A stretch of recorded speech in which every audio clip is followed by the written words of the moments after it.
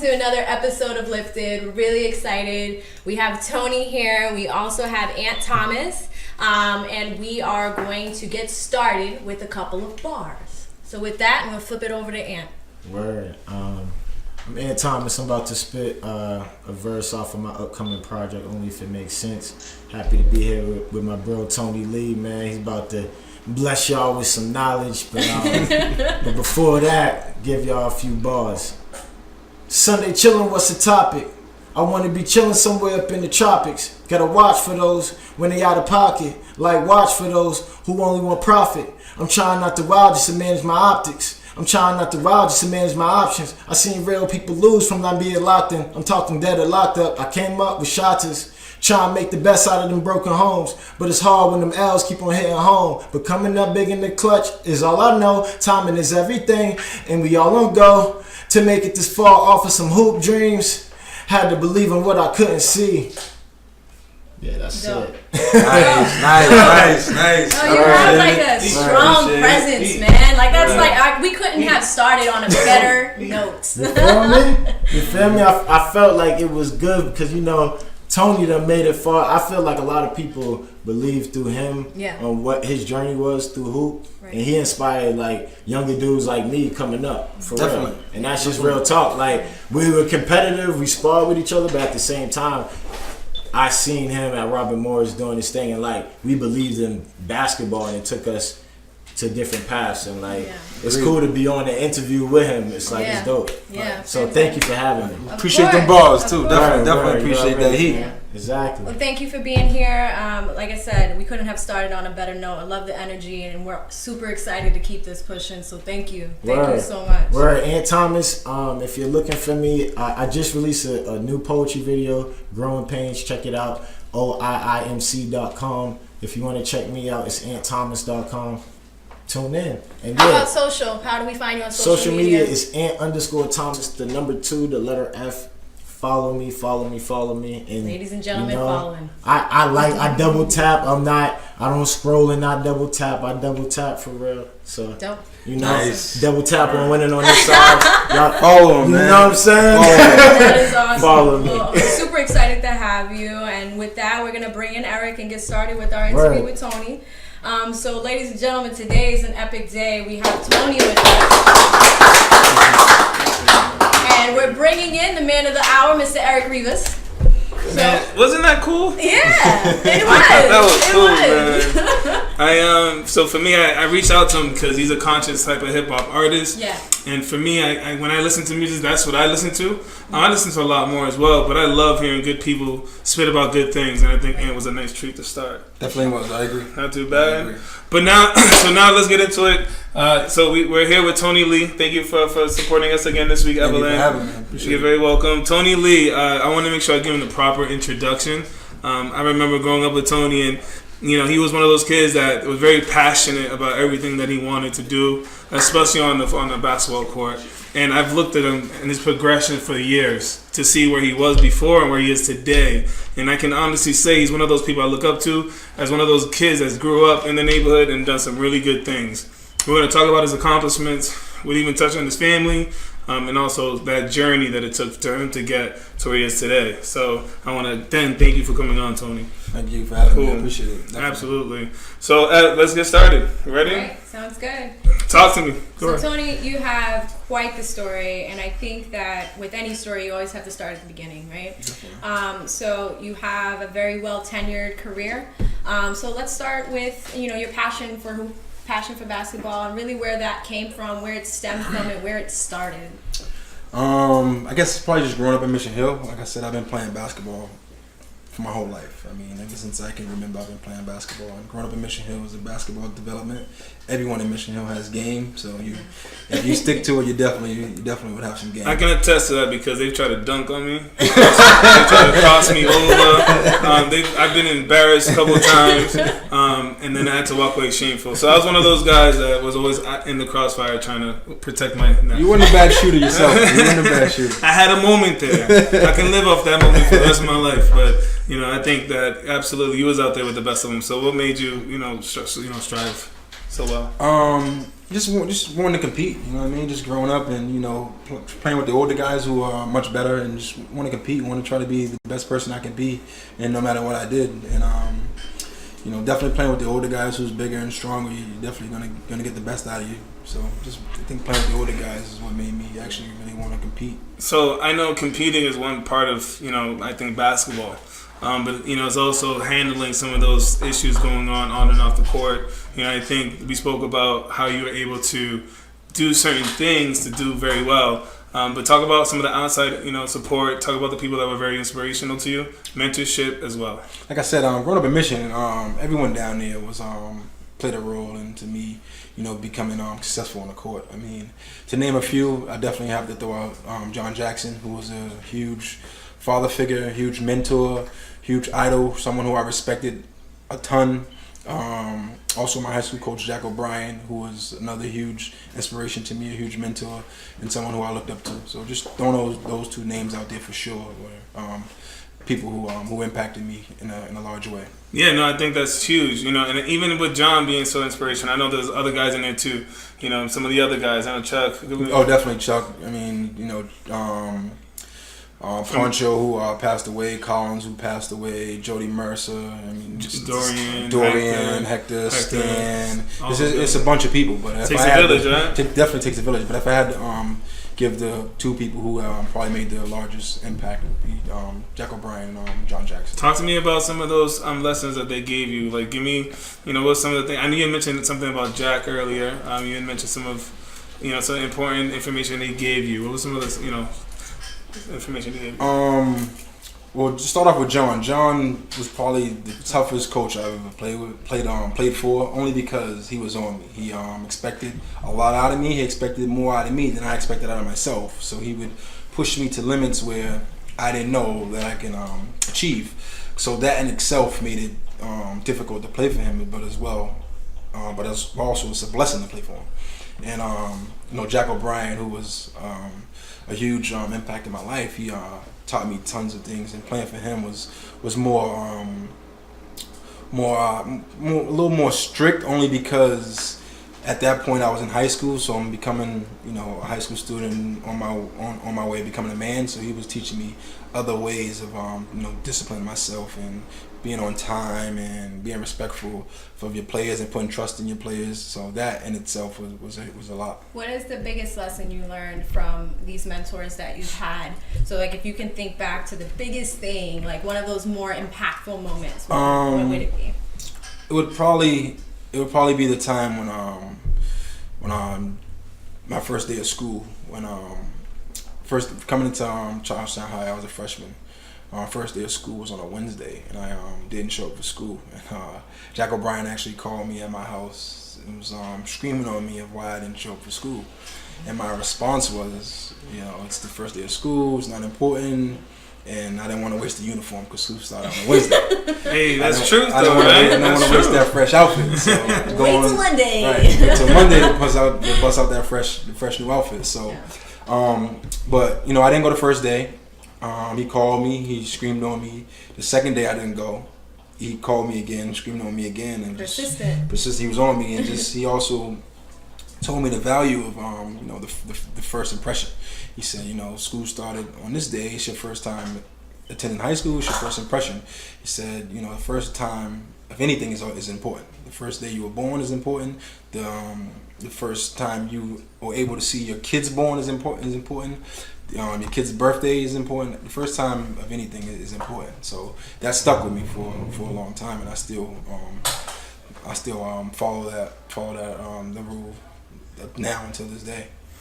So for me, that's pretty cool. So let's just thank John and Jack for everything you guys done. I think we're another testament of what you guys do on an everyday basis. So appreciate that. So as you continue this journey, you had an opportunity to attend school because of all the support you received. Talk to me about what school you decided to go to, and then we can celebrate some of your successes as well. Definitely. I obviously went to high school, Charlestown High. I played 4 years there.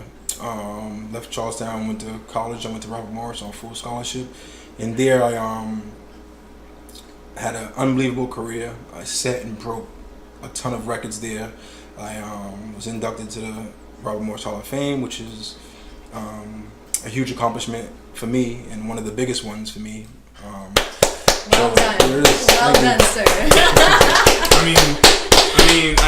I think for you to go to school and to be able to accomplish that type of feat is a super celebration, because it shows that you were able to finish school, get your degree, right? And then they also turn out to be, a jersey in that rafter. Definitely. That's gonna be your legacy in that school, and nobody could take that from you. Take that, and they will right? be there forever. Correct. In that journey, I think we were talking about this earlier. That journey, right? That's that college journey.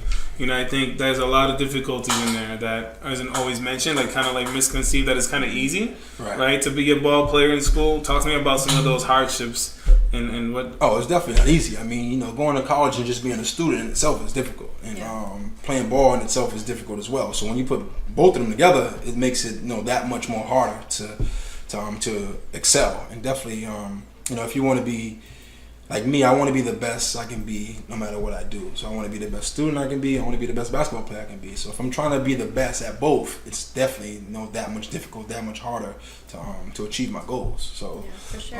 Keeping a GPA and maintaining a GPA while also trying to maintain the mental agility that comes with the game itself is hard. Absolutely. So I think in our warm up we talked about just being at the library and trying to also perform on an educational level. What are some of the sacrifices, or what are some of the hard times that kind of came into play when it came to the educational side? It would definitely probably, it's funny you brought up the library. It would definitely probably be the library, because I've never been in a library until I got to college. When I got to college, they had to kick me out of the library only because I was there too long. The library was closing, and I was still there trying to study and prepare myself to be the best student that I can be. So my perception when you hear that is like you're working hard in the gym.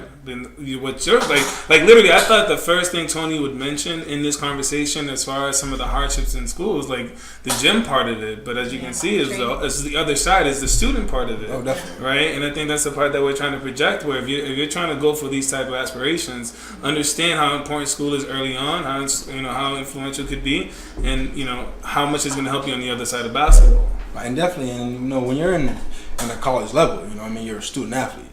Student becomes students before the athlete for a reason. It's not that way by accident. So you can't just skate through just being a good ball player. Absolutely not. You can't play ball if you're not participating at a high level in the classroom. Right.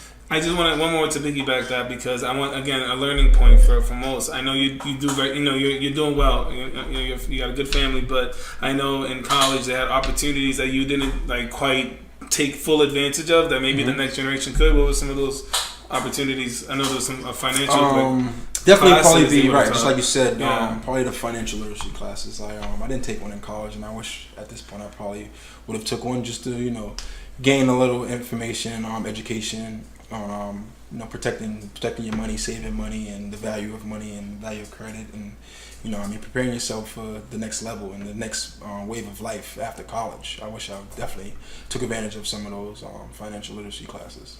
The only reason why I bring that is because I had to figure out the hard way too. I went into the bank and they were like, "Listen, your credit's not good." And I tell people this. Right. I don't have no shame in my game when it comes to this. Like, I couldn't believe it. I'm like, "What do you mean my credit? Like, what? Like?" And I don't know your situation. We don't have to get into it, but I just know for me, when I saw that, I'm like, "Wow, that's an opportunity there." So we're projecting that message to everyone. Like, looking, if you get an opportunity to take those classes, take it, because it will make things just a little bit easier for you. And there's nothing wrong with it. Yeah, it's like the foundations, the basics that you need to really enter into adulthood successfully, and really manage money and have assets and leave a legacy for the future to come.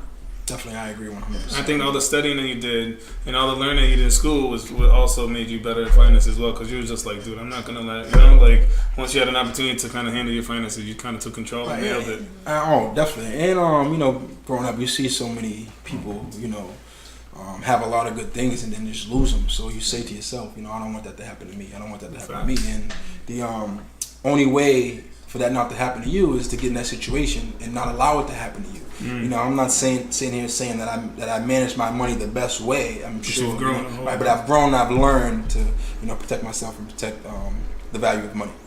I like having those conversations. I know that now. My kids, my daughter's 13, and we talk about it now. Just making sure that we get that done so she can try to get a head start. Yeah, those are important. Those conversations are very important. Yeah, definitely. So, in terms of like, let's kind of move into the next segment of your life. So, dealing with college and having to balance your course load and definitely focus on the game was a huge challenge. And you were super successful for your tenure while you were in college as well. So, moving on to the next segment, and that is overseas. Talk to us about being overseas and playing overseas, and the glory that kind of comes with that. Like, what were some of your favorite moments when you were overseas? Overseas was fun. I mean, it was fun. I traveled all over Europe. The thing that probably my glorified moment was probably just getting over there, just being in a different space, being in a different culture, and had to adjust to a different culture, and at times value some of other people's values in their culture. I mean, growing up in Mission Hill, in the city of Roxbury, you don't get a chance to value other people's culture and understand other people's culture. So just going over there and having to deal with that was huge, and I'm definitely grateful.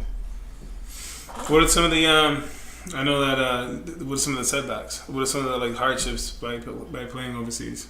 Some of the hardships was definitely probably learning a new language. Oh, definitely learning a new language, eating new food. Like, what is this? You said it's chicken. It don't taste like chicken. Definitely, I agree. You definitely have to, figure that out once you get over there. It's almost like just taking you and putting you in an environment you know nothing about. You can't speak the language. Things you take for granted become problems, becomes an issue. Like, say, walking to the store getting the water.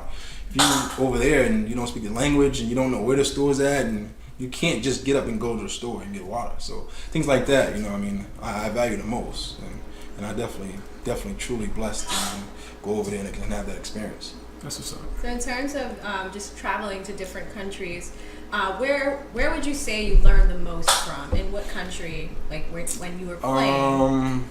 Learned the most, I would probably say probably Poland. I probably learned the most in Poland only because I learned a lot of their language. I learned how to navigate throughout the city, how to like I said, speak the language. So I was able to go into different places and place my order without having a problem. I was able to communicate with people walking down the streets. I was able to communicate with my Polish players. So definitely there would probably be the place. Is that where you learned finances? I know you said that's when you started to take finances a lot more serious. Was it in Poland? It was definitely probably not necessarily in Poland, but after college. Just going overseas and being on your own, you gotta try to figure it out. And I kind of. So you're dealing with currency exchange. I'm dealing with currency. Saving it. Everything. You're dealing with everything all at one point in time. You're dealing, like I said, currency exchange. You're dealing with not knowing the language, trying to figure out the language. You're dealing with banking issues and walking to the bank and not able to communicate to the person that you want to put this amount in the bank and you want to send this amount from your bank overseas to your bank in the States. So dealing with all that stuff and being on your own. You got to find food and you got to make friends and.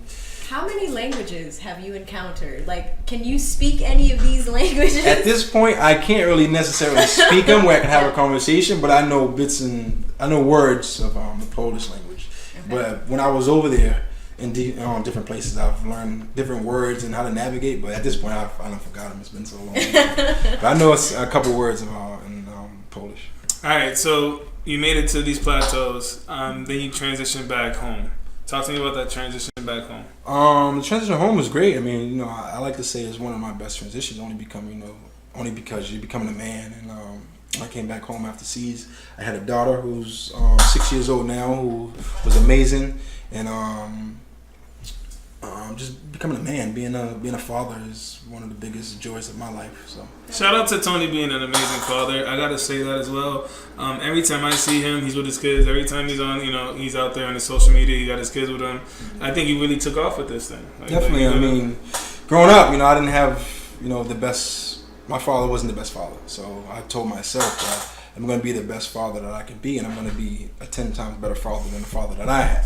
And me now having 2 kids, I have a daughter who's 6 and I have a son who's 1 who'll be 2 in a couple days, October 3rd. So I'm definitely trying my best and my hardest every single day to become the best father and the best role model that my kids can look up to. That's awesome. Well, speaking of your kids, happy birthday to your son coming Hey, up. happy birthday. Make sure I let them know. Yeah, they're definitely excited about that. But I think that while we're on the subject of kids itself, what are some lessons that you would pass on from your experience that you would pass on to your children? It would definitely probably be the financial literacy part. Like I said, I missed that part when I was in college, and I never took a financial literacy class. But I definitely would want and try to push younger people to try to better their finances and try to attend a class where they're able to have a little bit more knowledge and understanding of the value of money and credit and saving.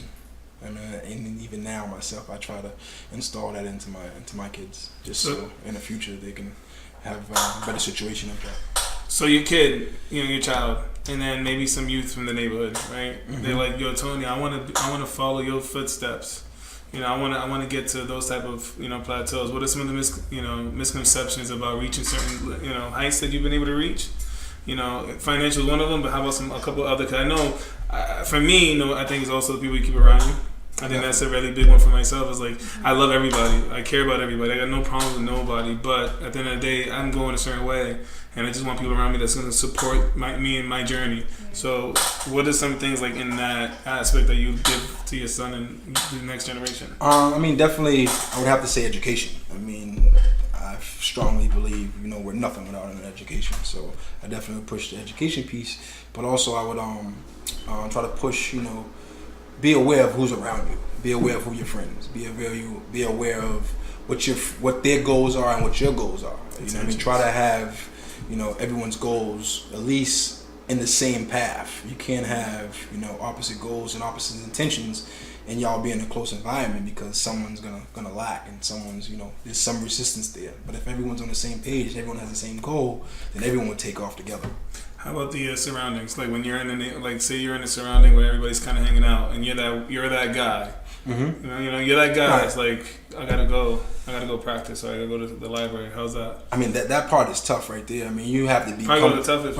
Definitely one of the toughest because you have to be confident in yourself, and you have to know and want to chase your dreams 100%. Because at the end of the day, it's hard to say no to your friends when everyone wants to do something, and you want to do something else. Because when you want to do something else, they're calling you names. Oh, you're a punk. Don't do it.